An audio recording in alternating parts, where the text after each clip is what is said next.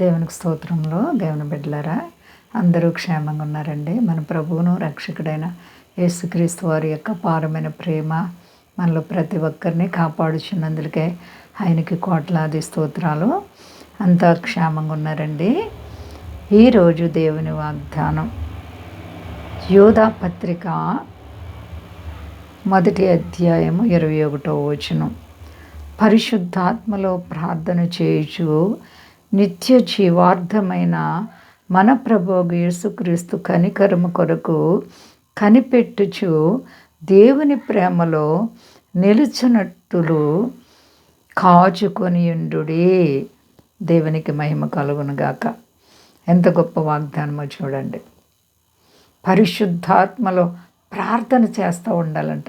మన ప్రార్థన అనుభవం ఆత్మ ద్వారా చేయాలి. పరిశుద్ధాత్ముడు మనకు తెలియనటువంటి మాటలను మన పక్షంగా ప్రార్థనలో నడిపిస్తూ ఉంటారు. అట్టి పరిశుద్ధాత్మని యొక్క శక్తి ద్వారా యేసుక్రీస్తు కనికరం కొరకు ఎదురు చూడాలి మనం. ఆయన కనికరం కలిగిన దేవుడు, జాలి కృప దయ కలిగిన దేవుడు కాబట్టి ఆయన కొరకు మనం ఎదురు చూడాలి, నిరీక్షించాలి. ఎప్పుడైతే ఆ విధంగా ఉంటామో అప్పుడు దేవుడు మన జీవితాల్లో అద్భుతాలు చేస్తారు. దేవుని ప్రేమలో నిలిచినట్లు కాచుకొని ఉండుడి. నిలిచి ఉండాలి, మనం నిలిచి ఉండాలి.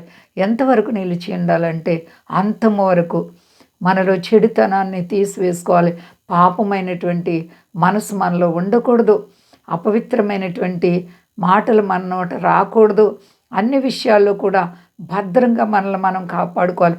పరిశుద్ధాత్ముడే మనల్ని పవిత్రంగా నడిపించగలుగుతారు. నీవి లోక సంబంధమైనటువంటి వ్యసనాల్లో పడిపోకుండా ఉండాలంటే పరిశుద్ధాత్మ ఎంతో అవసరం. ఆత్మ లేనివాడు నా వాడు కాడు అని ప్రభువైన యేసుక్రీస్తు వారు చెప్తున్నారు. కాబట్టి పరిశుద్ధాత్మలో ప్రార్థన చేస్తూ కాసుకొని ఉండు. ప్రియబిడ్డ, అపవాది నిన్నేమీ చేయలేడు. ఎలాంటి పరిస్థితుల్లోనైనా దేవుడు నీకు గొప్ప జయాన్ని ఇస్తారు. నీ చేయి పట్టుకుని విడిచిపెట్టరు.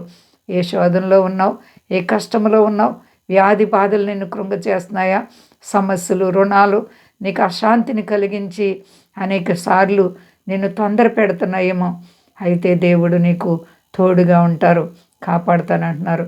కనికరం కలిగిన దేవుడు నిన్ను కనికరిస్తారు. ఎంత లోతులో నీవు పడిపోయినా పైకెత్తగల సమర్థుడు. నమ్ముచున్నావా? విశ్వసించు ప్రియబిడ్డ. శోధనలు సహించేవారు ధన్యులు. ఒకవేళ శ్రమలు వస్తే నీ విశ్వాసాన్ని కాపాడుకో. సమస్యలన్నిటిలో విజయవంతమైన మేలు చేసే దేవుడు కాబట్టి భయపడే పని లేదు. అంతా క్షేమంగా ఉన్నారండి. ప్రార్థించుకుందాం. ప్రేమ నమ్మకమైన మా తండ్రి, ఎంత గొప్ప దేవుడో ప్రభువా. అవును తండ్రి, నిన్ను కలిగిన నీ బిడ్డలు ఏ విధంగా జీవించాలో నీవు మాట్లాడుతున్నావు ప్రభువా. నీకు అసాధ్యం లేదు.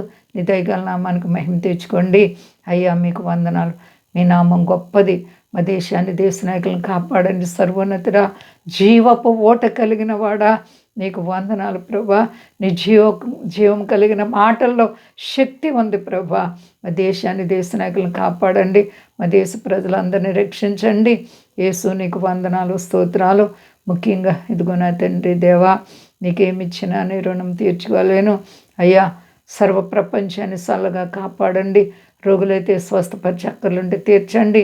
రుణాలు సమస్యలు విడిపించి, అశాంతిలో ఉన్న వారికి శాంతిని, నెమ్మది ఇవ్వండి. మహిమ పొంది శక్తి కలిసేనామని అడుగుచున్నాను తండ్రి. ఆమేన్. అందరికీ వందనాలండి. మా కొరకు పరిచయం కొరకు అందరూ ప్రార్థించండి. ప్రభువారు మిమ్మల్ని, మీ బిడ్డలను, మీ కుటుంబాలను దీవించి ఆశీర్వదించునుగాక.